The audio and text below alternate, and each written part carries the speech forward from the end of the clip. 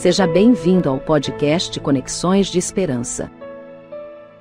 Este áudio é reprodução de leituras e reflexões diárias matinais de textos de Ellen White, feitas pelo pastor Carlos Alvarenga por videoconferência, através do aplicativo Zoom e transmitidas ao vivo pelo canal Conexões de Esperança no YouTube. Nosso desejo é que sua experiência com Deus seja enriquecida com o que você vai ouvir a seguir. Hoje, as nossas considerações estão baseadas no capítulo 43 do livro Atos dos Apóstolos. Nós lemos assim: vindo o tempo próprio para a navegação, o centurião e seus prisioneiros retomaram a viagem para Roma. Embora um pouco retardada por ventos contrários, a viagem foi concluída e o navio lançou âncora no belo porto de Puteoli, na costa da Itália. Nesse lugar havia uns poucos cristãos, e eles se empenharam com Paulo para permanecer com eles por 7 dias, privilégio este bondosamente concedido pelo centurião. Desde que receberam a epístola de Paulo aos Romanos, os cristãos da Itália tinham avidamente desejado uma visita do apóstolo. Não haviam imaginado vê-lo como prisioneiro, mas seus sofrimentos apenas o tornaram mais querido deles. Os cristãos de Roma foram informados da aproximação de Paulo, e alguns deles se adiantaram para encontrá-lo e saudá-lo. No 8º dia depois de sua chegada, o centurião e seus prisioneiros retomaram o caminho de Roma. Quão diversas eram as circunstâncias do que ele imaginara. Como poderia ele, acorrentado e estigmatizado, proclamar o Evangelho? Suas esperanças de conquistar muitos conversos para a verdade em Roma pareciam destinadas ao desapontamento. Os viajantes chegaram, afinal, à Praça de Ápio, 64 quilômetros distante de Roma. Enquanto abriam caminho entre a multidão, o encanecido ancião, acorrentado com um grupo de criminosos mal encarados, recebeu muitos olhares de zombaria. De súbito, ouviu-se um grito de alegria de um homem que se destacou da turba que passava e lançou-se ao pescoço do prisioneiro, abraçando-o e chorando de alegria. A cena se repetiu muitas vezes.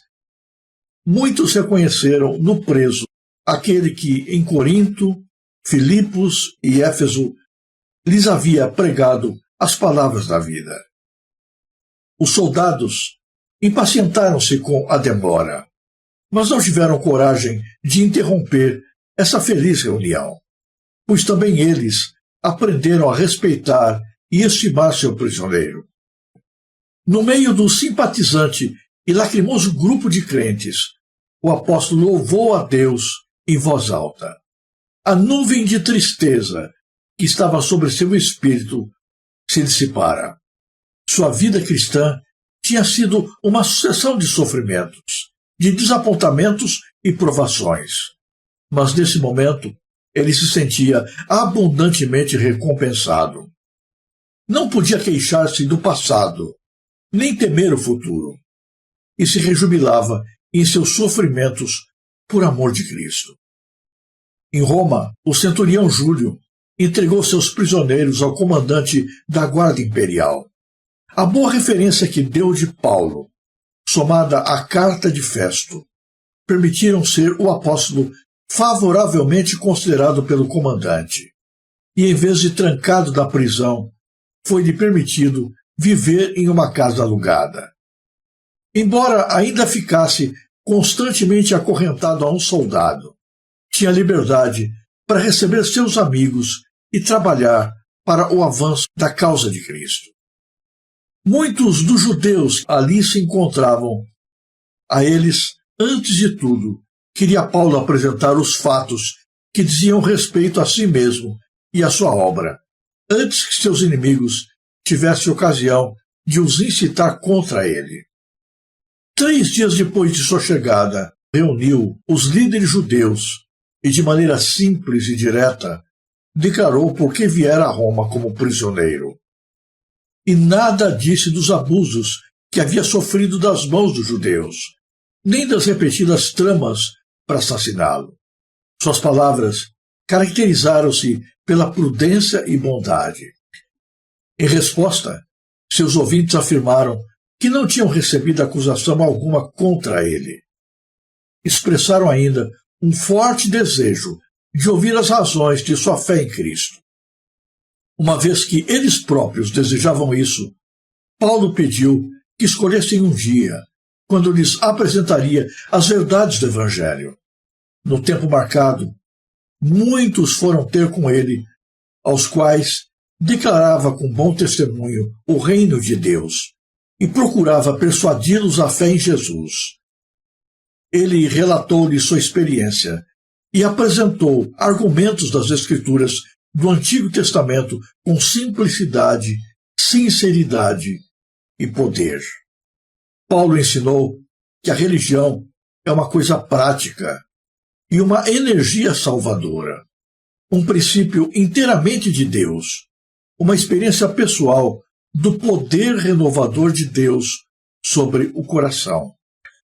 Paulo não censurou sua observância de formas e cerimônias, mas mostrou que, enquanto mantinham o ritual com grande exatidão, estavam rejeitando a Cristo, que era o antítipo de todo aquele sistema.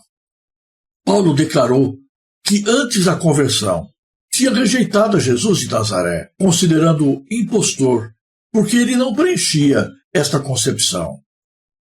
O apóstolo afirmou que não lhes apresentava o Cristo segundo a carne. Herodes tinha visto a Cristo nos dias de sua humanidade. Vira-o Anás, Pilatos, os sacerdotes e príncipes tinham-no visto. Viram-no os soldados romanos, mas não o haviam visto com os olhos da fé. Não o tinham visto como Redentor glorificado. Receber a Cristo pela fé, ter dele um conhecimento espiritual, era mais para desejar que um contato pessoal com ele, como apareceu na terra. A comunhão com Cristo, na qual Paulo agora rejubilava, era mais íntima, mais duradoura que um mero e humano companheirismo terrestre. Os que honestamente estavam procurando a verdade foram convencidos. Em alguns espíritos, pelo menos, suas palavras produziram uma impressão que jamais se apagou. Mas outros se recusaram obstinadamente a aceitar o claro testemunho das Escrituras, mesmo quando apresentado a eles por alguém que tinha especial iluminação do Espírito Santo. Eles não podiam refutar seus argumentos, mas se recusaram a aceitar as suas conclusões. Finalmente, o apóstolo Paulo chegou a Roma. Não era mais um jovem. Os seus cabelos embranquecidos, a sua face descaída, as marcas do sofrimento sobre seu corpo anunciavam uma longa jornada de trabalhos e lutas em prol da causa de Jesus. Havia enfrentado escárnios, prisões, açoites, apedrejamentos, naufrágios. Sofrera muito por amor a Jesus e agora estava na capital do mundo, mas com correntes presas aos seus braços. A vida não foi nada fácil para Paulo. Mas Paulo não reclamava dos sofrimentos que havia enfrentado. Ele sentia-se alegre por poder sofrer por Cristo e, mesmo em meio a lutas, testemunhar de que Jesus é real, Jesus é fiel e que vale a pena entregar-lhe a vida e o coração. É surpreendente que, mesmo nas condições mais desfavoráveis, Paulo encontrou amizade, carinho e favor das pessoas com quem conviveu. Não é porque você está em condições difíceis que você tem o direito de ser duro, amargo, cruel, uma pessoa chata, difícil de se relacionar. Todos aprendiam a amar a Paulo, mesmo aqueles que não compartilhavam dos mesmos pontos de vista e da mesma fé. Isso acontecia na cela da prisão, dentro do navio onde viajavam por longas semanas, mesmo com os guardas que eram obrigados a estar junto dele por dever do ofício. Porque Cristo habitava em seu coração. Cristo transparecia através de suas palavras e atos. E esse Cristo era visto pelos outros, que aprendiam a amar a Paulo por aquilo que Paulo era e por aquele de quem Paulo testemunhava. Por viver o cristianismo, Paulo obteve alguns favores especiais. Porque Cristo transparecia nos seus atos, nos seus gestos, ele foi poupado de alguns sofrimentos que poderiam ter acrescentado muitas dores. Em Roma, foi-lhe permitido aguardar numa cela especial, numa casa alugada, e ali ter contato não apenas com os irmãos cristãos, mas também com os judeus da cidade. De maneira sábia, entrou em contato com os judeus, procurando apresentar-se a eles, antes que notícias ruins chegassem à cidade e pudessem atrapalhar todo o contato dos judeus com ele. Paulo teve oportunidade de apresentar todas as razões do Evangelho, mostrando quem ele era antes de Cristo, como ele agia com relação à Igreja de Jesus, e como encontrou-se com Jesus na estrada de Damasco, como sua vida foi transformada e como ele vivia agora em função desse Cristo com quem havia se encontrado. Esta pregação em Roma foi poderosa. Mesmo os inimigos não puderam contradizer-lhe. Não podiam negar os argumentos do apóstolo. Mas a verdade é que o coração humano crê não necessariamente na verdade, mas naquilo que lhe é conveniente, naquilo que lhe é mais agradável. Por isso, muitos judeus de Roma, mesmo convencidos pelos argumentos de Paulo, não entregaram seu coração para Jesus. Permaneceram duros e indiferentes. Mas, embora mantivessem o seu coração endurecido, Paulo cumpriu o propósito de Deus. Ele pregou o Evangelho a todas as pessoas. E é essa a obra que Deus espera de cada um de nós. Deus pede que, através de nossa vida, de nossos talentos, nós aproveitemos todas as oportunidades para testemunhar de Jesus, para cada pessoa com quem entrarmos em contato. Isso significa que a obra vai ser fácil? Não. Nós vamos enfrentar dificuldades, oposição, provações. Muitos fecharão seu coração. Muitos se colocarão contra a verdade apresentada. Mas não é nossa missão converter pessoas. Quanto a isso, frequentemente nós nos confundimos.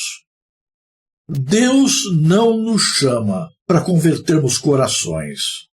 Esse poder eu não tenho. Você também não possui.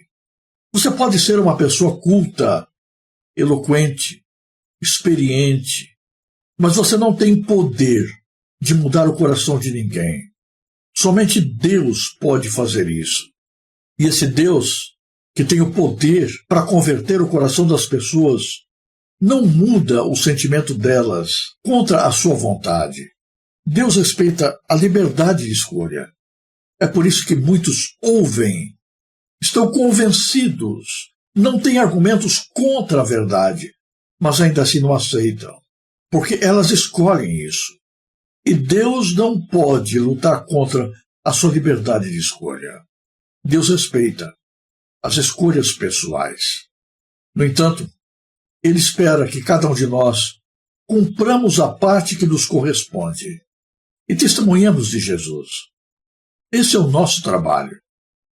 Quer as pessoas aceitem ou não, cabe-nos desempenhar fielmente a parte que Deus nos designou. Paulo cumpriu o dever que Deus havia lhe entregue. Viveu uma vida de fidelidade ao Senhor, em momentos fáceis e difíceis. Permaneceu fiel a Cristo, quando tudo lhe era favorável, e não desistiu de Jesus, mesmo quando tudo se voltou contra ele.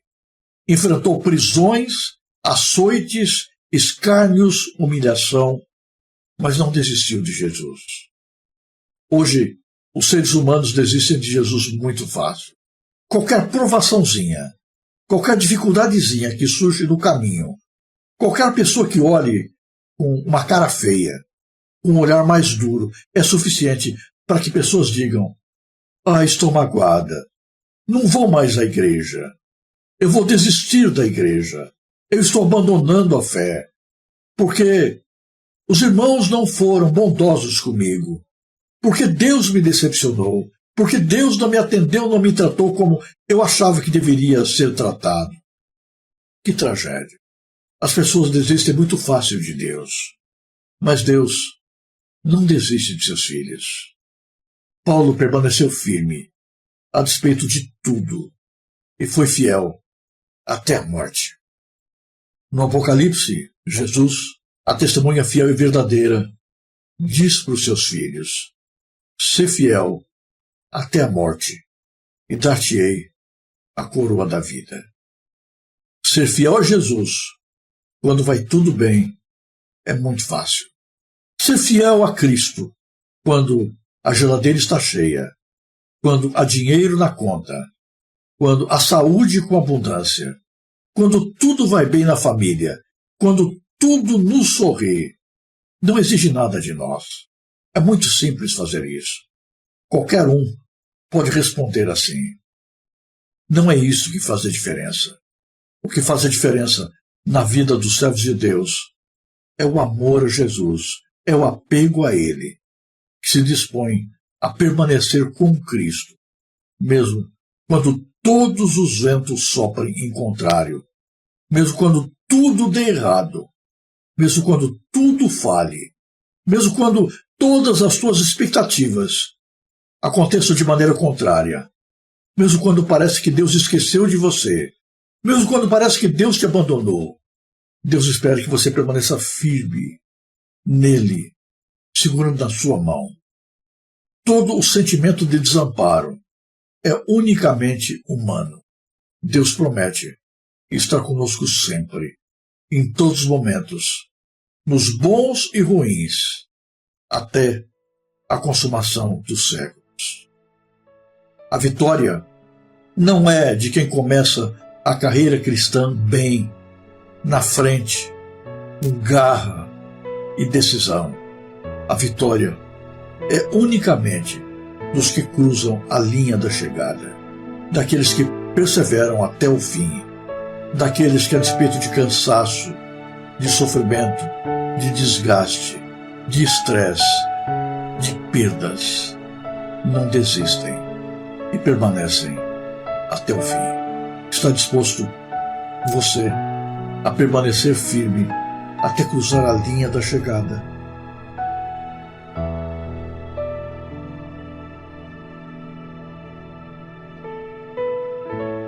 Se você apreciou este áudio, inscreva-se no canal para continuar conosco nesta jornada de crescimento espiritual. E se puder, não se esqueça de compartilhar com outras pessoas.